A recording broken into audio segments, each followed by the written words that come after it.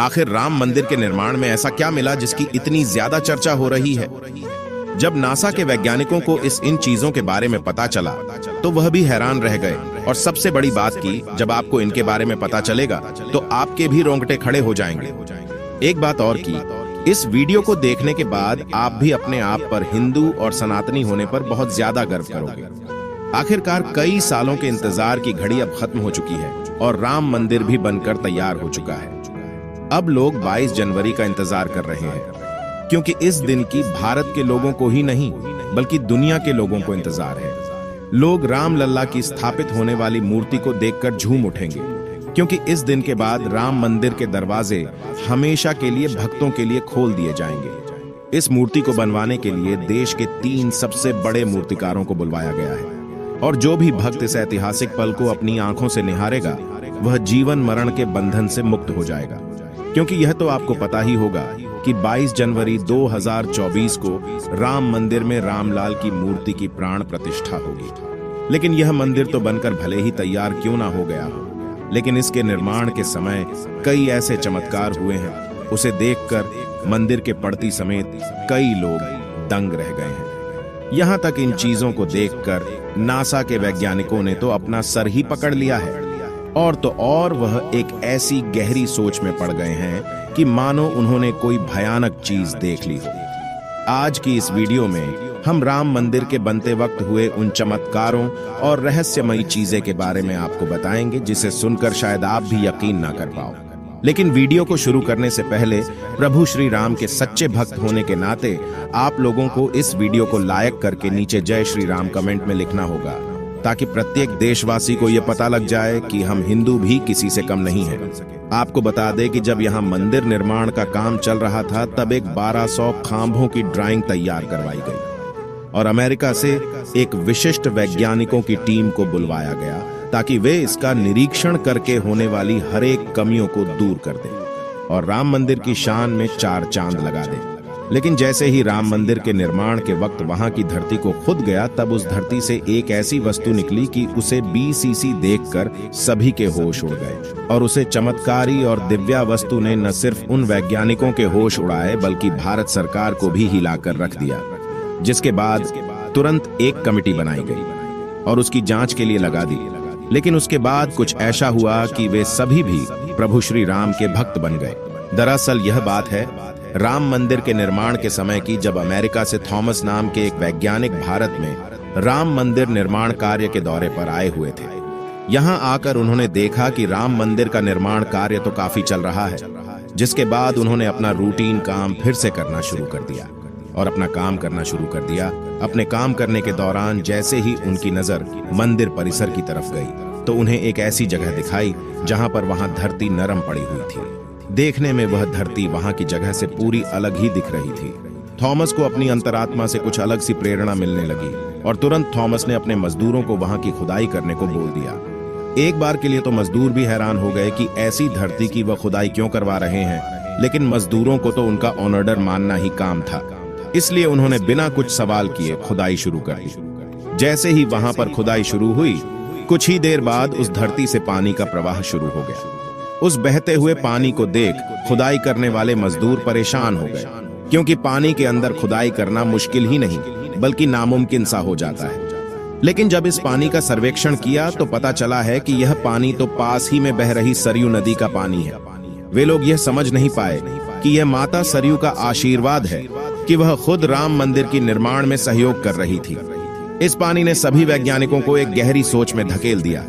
वे यह सोचने लग गए कि अगर ऐसे ही पानी निकलता रहा तो जहां एक भव्य मंदिर का निर्माण कैसे हो पाएगा, क्योंकि एक पानी वाली सतह पर मजबूत मंदिर बनवाना कोई हंसी खेल की बात नहीं थी। उस समय सभी के दिमाग में एक ही बात थी कि सरयू नदी का मंदिर की भूमि के नीचे मिलना कोई चमत्कार है या फिर कोई कुदरत का करिश्मा, यह कोई भी नहीं जानता था।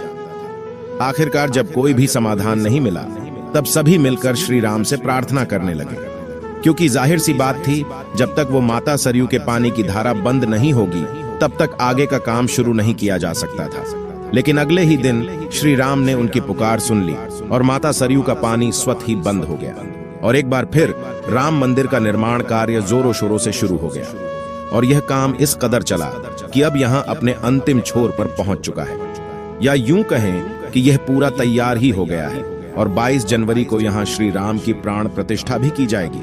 यह मंदिर इतना भाव बना है कि इस देखने के लिए भारत सरकार ने यहां पर एक अंतर्राष्ट्रीय हवाई अड्डा भी बनवाया है, ताकि देश और दुनिया के लोग सीधे ही यहां पर आ सके और इसे देख सकें। यह मंदिर तो आप कभी भी देख सकते हैं, लेकिन अब सवाल यह है कि जब पुराने समय में यहाँ पर राम मंदिर था, वह कैसा दिखता था, जिसे तोड़कर बाबर ने बाबरी मस्जिद बनाई थी।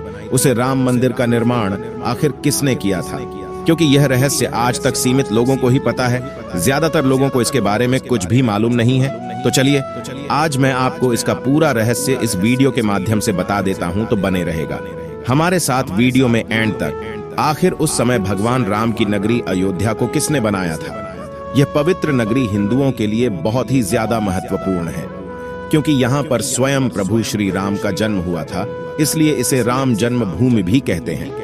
इतिहासकारों के अनुसार कौशल प्रदेश की प्राचीन राजधानी अवध को कालांतर में अयोध्या और बौद्ध काल में साकेत कहा जाने लगा। अयोध्या मूल रूप से मंदिरों का शहर था। हालांकि यहाँ खुदाई के वक्त आज भी हिंदू, बौद्ध एवं जैन धर्म से जुड़े मंदिरों के अवशेष देखे गए, जिसमें खंभों से लेकर हिंदू आकृतियां बनी हुई थी। अयोध्या नगरी में होने का वर्णन भी वाल्मीकि रामायण में मिलता है। कहते हैं कि भगवान श्री राम के जल समाधि लेने के पश्चात अयोध्या कुछ काल के लिए उजाड़ सी हो गई थी, लेकिन उनकी जन्मभूमि पर बना महल वैसे का वैसा ही था। भगवान श्री राम के पुत्र कुश ने एक बार पुनः राजधानी अयोध्या का पुनर्निर्माण कराया। इस निर्माण के बाद सूर्यवंश की अगली 44 पीढ़ियों तक इसका अस्तित्व आखिरी राजा महाराजा बृहदबल तक अपने चरम पर रहा। कौशल राज बृहदबल की मृत्यु महाभारत युद्ध में अभिमन्यु के हाथों हुई थी। महाभारत के युद्ध के बाद अयोध्या उजड़ सी हो गई, मगर श्री राम जन्मभूमि का अस्तित्व फिर भी बना रहा। इसके बाद यह उल्लेख मिलता है कि ईसा के लगभग 100 वर्ष पूर्व उज्जैन के चक्रवर्ती सम्राट विक्रमादित्य एक दिन आखेट करते करते अयोध्या पहुंच गए। थकान होने के कारण अयोध्या में सरयू नदी के किनारे एक आम के वृक्ष के नीचे वे अपनी सेना सहित आराम करने लगे। उस समय यहाँ घना जंगल हो चला था, कोई बसावट भी यहाँ नहीं थी। महाराज विक्रमादित्य को इस भूमि में कुछ चमत्कार दिखाई देने लगे। तब उन्होंने खोज आरंभ की और पास के योगी व संतों की कृपा से उन्हें झांत हुआ कि यह श्री राम की अवध भूमि है। उन संतों के निर्देश से सम्राट ने यहाँ एक भव्य मंदिर के साथ ही कूप, सरोवर, महल आदि बनवाए। कहते हैं कि उन्होंने श्री राम जन्मभूमि पर काले रंग के कसौटी पत्थर वाले 84 स्तंभों पर विशाल मंदिर का निर्माण करवाया था। इस मंदिर की भव्यता देखते ही बनती थी।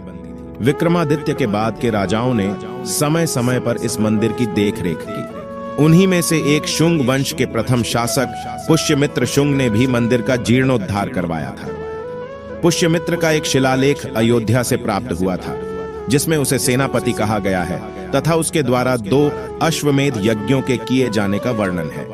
अनेक अभिलेखों से झांत होता है कि गुप्त वंशीय चंद्रगुप्त द्वितीय के समय और तत्पश्चात काफी समय तक अयोध्या गुप्त साम्राज्य की राजधानी थी। गुप्तकालीन महाकवि कालिदास ने अयोध्या का रघुवंश में कई बार उल्लेख किया है। इतिहासकारों के अनुसार 600 ईसा पूर्व अयोध्या में एक महत्वपूर्ण व्यापार केंद्र था। इस स्थान को अंतरराष्ट्रीय पहचान 5वीं शताब्दी में ईसा पूर्व के दौरान तब मिली, जबकि यह एक प्रमुख बौद्ध केंद्र के रूप में विकसित हुआ। तब इसका नाम साकेत था। कहते हैं कि चीनी भिक्षु फाहियान ने यहाँ देखा कि कई बौद्ध मठों का रिकॉर्ड रखा गया है। यहाँ पर 7वीं शताब्दी में चीनी यात्री हेनत्सांग आया था। उसके अनुसार यहाँ 20 बौद्ध मंदिर थे तथा 3000 भिक्षु रहते थे, और यहाँ हिंदुओं का एक प्रमुख और भव्य मंदिर भी था, जहाँ रोज हजारों की संख्या में लोग दर्शन करने आते थे। इसके बाद ईसा की 11वीं शताब्दी में कन्नौज नरेश जयचंद आया तो उसने मंदिर पर सम्राट विक्रमादित्य के प्रशस्ति शिलालेख को उखाड़कर अपना नाम लिखवा दिया। पानीपत के युद्ध के बाद जयचंद का भी अंत हो गया। इसके बाद भारतवर्ष पर आक्रांताओं का आक्रमण और बढ़ गया। आक्रमणकारियों ने काशी, मथुरा के साथ ही अयोध्या में भी लूटपाट की और पुजारियों की हत्या कर मूर्तियां तोड़ने का क्रम जारी रखा। लेकिन 14वीं सदी तक वे अयोध्या में राम मंदिर को तोड़ने में सफल नहीं हो पाए। विभिन्न आक्रमणों के बाद भी सभी झंझावातों को झेलते हुए श्री राम की जन्मभूमि पर बना भव्य मंदिर 14वीं शताब्दी तक बचा रहा। कहते हैं कि सिकंदर लोदी के शासनकाल के दौरान यहाँ मंदिर मौजूद था। 14वीं शताब्दी में हिंदुस्तान पर मुगलों का अधिकार हो गया और उसके बाद ही राम जन्मभूमि एवं अयोध्या को नष्ट करने के लिए कई अभियान चलाए गए। अंततः 1527 से 28 में इस भव्य मंदिर को तोड़ दिया गया और उसकी जगह बाबरी ढांचा खड़ा किया गया। कहते हैं कि मुगल साम्राज्य के संस्थापक बाबर के एक सेनापति ने बिहार अभियान के समय अयोध्या में श्री राम के जन्म स्थान पर स्थित प्राचीन और भव्य मंदिर को तोड़कर एक मस्जिद बनवाई थी, जो 1992 तक विद्यमान रही। बाबरनामा के अनुसार 1528 में अयोध्या पडीडी ढाव के दौरान बाबर ने मस्जिद निर्माण का आदेश दिया था। अयोध्या में बनाई गई मस्जिद में खुदे 2 संदेशों से इसका संकेत भी मिलता है। इसमें एक खास तौर से उल्लेखनीय है। इसका सार है, जन्नत तक जिसके न्याय के चर्चे हैं, ऐसे महान शासक बाबर के आदेश पर दयालु मीर बकी ने फरिश्तों की इस जगह को मुकम्मल रूप दिया। हालांकि यह भी कहा जाता है कि अकबर और जहांगीर के शासनकाल में हिंदुओं को यह भूमि एक चबूतरे के रूप से सौंप दी गई थी, लेकिन क्रूर शासक औरंगजेब ने अपने पूर्वज बाबर के सपने को पूरा करते हुए यहाँ भव्य मस्जिद का निर्माण कर उसका नाम बाबरी मस्जिद रख दिया था। लेकिन अंत में बाबरी मस्जिद का भी विध्वंस कर दिया गया और इस जमीन पर कई वर्षों तक कैसे चलता रहा और अंत में यह जमीन हिंदुओं को सौंप दी गई, जिस पर आज श्री रामलाल का भव्य मंदिर बनकर तैयार हो चुका है। और 22 जनवरी को यहाँ पर प्राण प्रतिष्ठा भी कर दी जाएगी, जिसकी तैयारी अब वैसे अगर आप में से कोई अयोध्या निवासी है तो हमें अयोध्या के बारे में कमेंट में जरूर बताना और ऐसी ही जानकारी को जानने के लिए चैनल को सब्सक्राइब करना मत भूलिएगा। धन्यवाद।